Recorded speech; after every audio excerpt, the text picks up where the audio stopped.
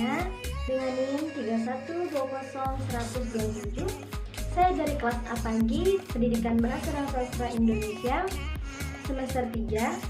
Di sini saya berkesempatan untuk menjelaskan mengenai materi dari bab 4, yaitu tentang proses morfologis, yang dimana merupakan mata kuliah dari morfologi yang diampu oleh Bapak Haryadi, Magister Pendidikan selaku dosen mata kuliah morfologi ini.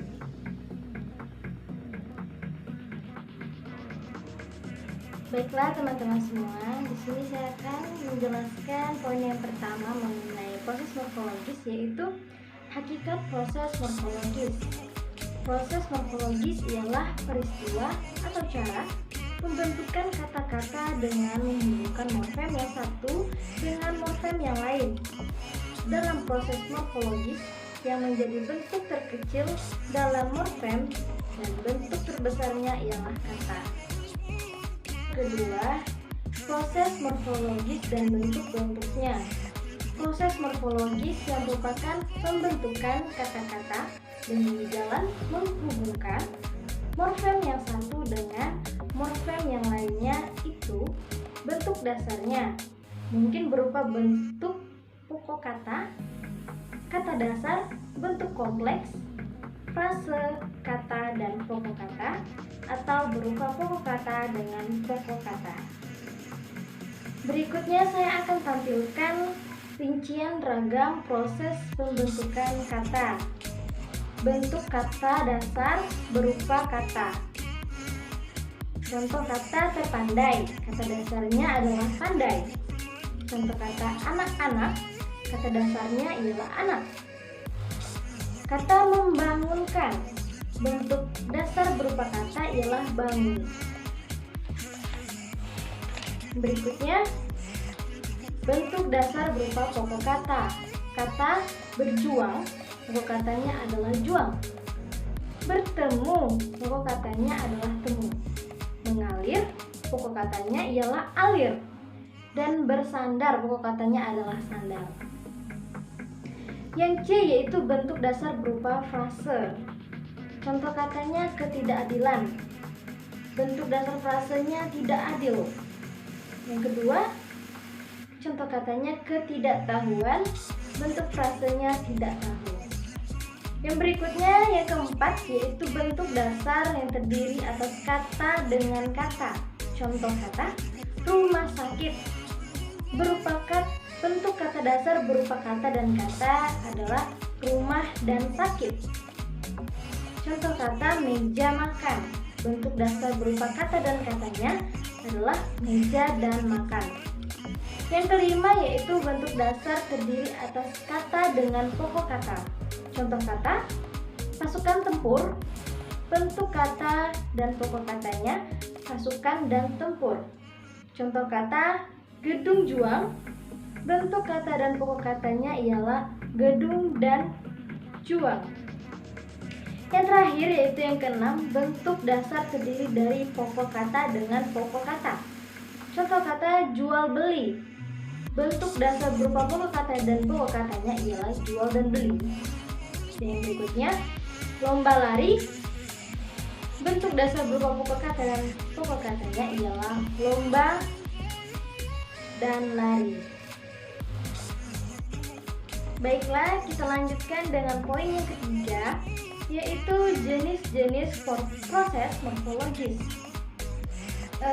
Terdapat 3 jenis proses morfologis, yaitu yang pertama, afiksasi atau pembubuhan afiks.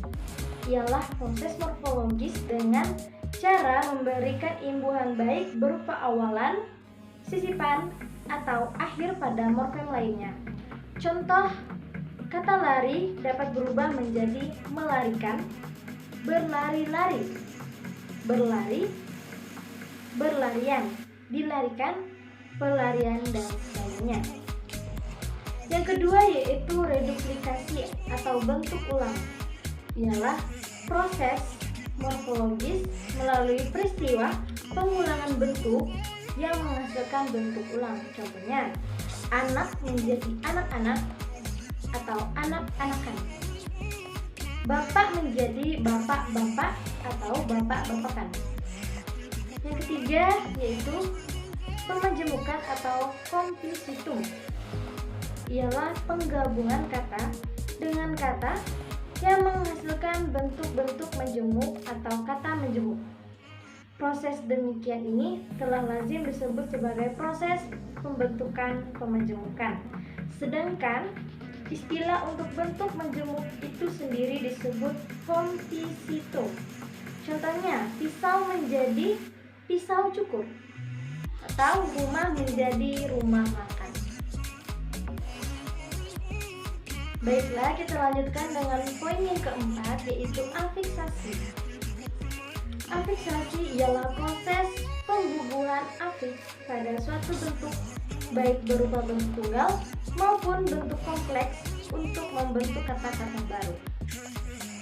Apakah afiks itu?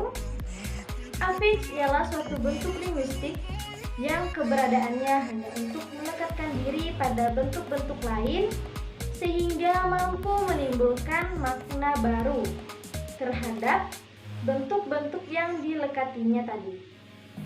Bentuk-bentuk yang dilekatinya bisa terdiri atas pokok kata, kata dasar, atau bentuk kompleks. Sebagai afiks, ia harus dapat diuji apakah mampu melekat pada berbagai bentuk lain.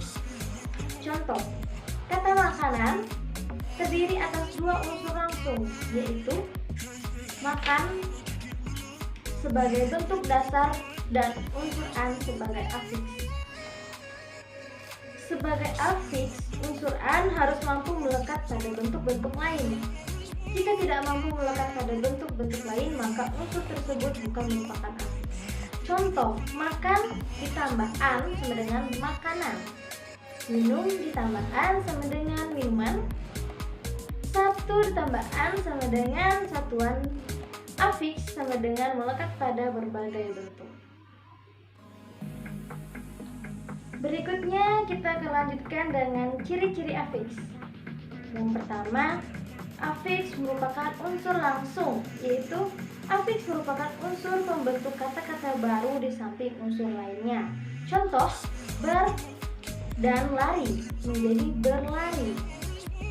Yang kedua yaitu afiks merupakan bentuk terikat.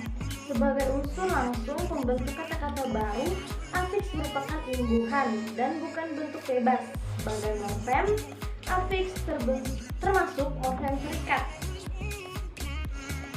Contohnya adalah bentuk terikat yang tidak mempunyai apa-apa sebelum mengikat diri pada bentuk lain. Yang berikutnya yaitu afiks mampu melekat pada berbagai bentuk. Afiks harus mampu melekat pada berbagai bentuk, tidak hanya pada satu bentuk tertentu. Contoh, afiks an mampu melekat pada berbagai bentuk kata. Misalnya, makan dan an sama dengan menjadi makanan, minum dan al menjadi minuman. Yang berikutnya ialah afiks tidak mempunyai makna leksis. Contohnya, apakah makna ber? Apakah makna ter? Ber pada kata berbaju, ter pada kata tertinggal. Kedua kelompok bentuk pertanyaan tersebut membuktikan bahwa afiks ber dan ter tidak mempunyai makna leksis sebelum melekat pada unsur lain. Yang berikutnya yaitu afiks mampu mendukung fungsi gramatik. Contohnya, malas ditambah ke an menjadi kemalasan. Misalnya kata sifat atau kata dasarnya kata sifat afiks dengan kata-kata baru. Kata sifat kompleks dan bentuk katanya bentuk kompleks. Yang berikutnya itu afiks mampu mendukung fungsi semantik. Contohnya yaitu paku terinjak oleh Adi. Adik terpandai di kelasnya. Batu yang besar itu akhirnya terangkat juga. Yang berikutnya yaitu kedudukan afiks tidak sama dengan preposisi. dalam bentuk tertentu, beberapa afiks sering dikacaukan dengan preposisi yang kebetulan bentuknya sama. Bentuk ke dan di pada ketua dan ke rumah, serta dipukul dan di rumah berbeda. Yang berikutnya yaitu kedudukan afiks tidak sama dengan bentuk klitik.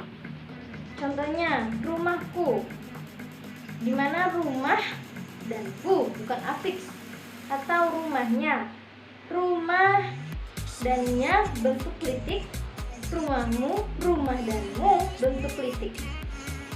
Bentuk klitik kumuhnya secara gramatik mempunyai sifat bebas atau tidak terikat dan mengandung makna leksis, yaitu sebagai posesif atau pemilihan kata ganti empunya. Baiklah, berikut ialah poin terakhir, yaitu macam-macam afiks. Yang pertama yaitu prefiks. Prefiks ialah imbuhan yang melekat di depan bentuk dasar atau kata dasar. Prefiks juga disebut imbuhan awal atau lebih lazim disebut awalan. Contohnya prefiks me, di, ber, ter, per, se, pe, ke, dan lain sebagainya. Yang kedua ialah infiks, ialah imbuhan yang melekat di tengah bentuk dasar. Karena melekatnya menyisip di tengah kata dasar, maka disebut imbuhan sisipan atau lazim disebut sisipan saja. Contohnya ialah el, dan er.